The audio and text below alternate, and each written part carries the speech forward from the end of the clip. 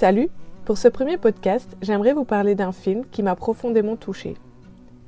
Basé sur une histoire vraie, le film Into the Wild, sorti en 2007 et réalisé par Sean Penn, nous offre un voyage solitaire à la recherche de liberté. C'est le récit d'une quête intérieure et d'un choix radical de rupture avec la société moderne. À l'origine, Into the Wild raconte la vie de Christopher McCandless, un étudiant brillant, né dans une famille américaine aisée, qui décide de tout quitter à sa sortie de l'université.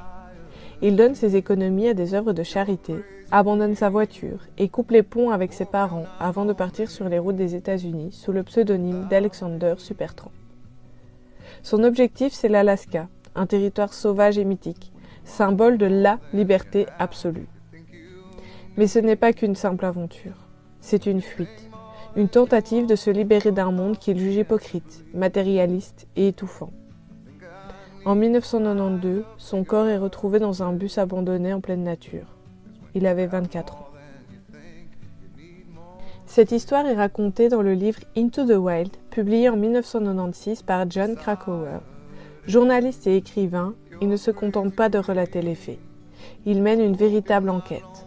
Interroge la famille, les proches et ceux qui ont croisé la route de Christopher. Le livre cherche vraiment à comprendre qui était Christopher McCandless, un jeune homme imprudent ou un idéaliste courageux. Krakauer propose une vision nuancée. Il montre un garçon intelligent, cultivé, mais aussi profondément marqué par des blessures familiales. Le livre ne glorifie pas la mort de Christopher, mais il interroge sur le prix de la liberté absolue. En 2007, Sean Penn adapte le livre au cinéma. Le film suit globalement la structure du livre, mais fait le choix d'adopter le point de vue émotionnel de Christopher. Interprété par Emile Hirsch, le personnage devient presque une figure mythique, un symbole de refus du conformisme. Visuellement, le film est puissant. Les paysages sont immenses, magnifiques et parfois même écrasants. La nature est montrée comme à la fois un refuge et une menace.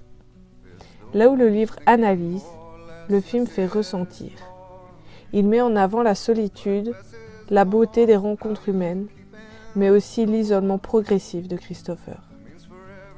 On a d'ailleurs souvent reproché au film de romantiser une aventure qui s'est terminée tragiquement dans la réalité.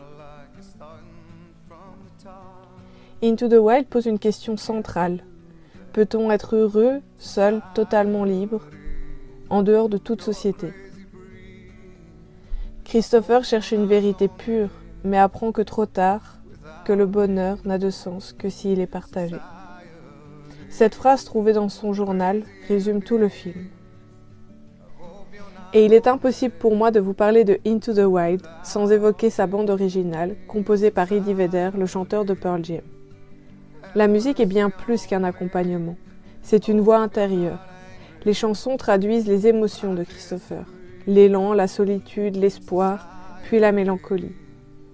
La bande-son participe énormément à l'identité du film. Elle amplifie l'émotion, rend certaines scènes inoubliables et contribue à faire de Into the Wild une expérience presque sensorielle. Sans elle, le film n'aurait probablement pas la même puissance.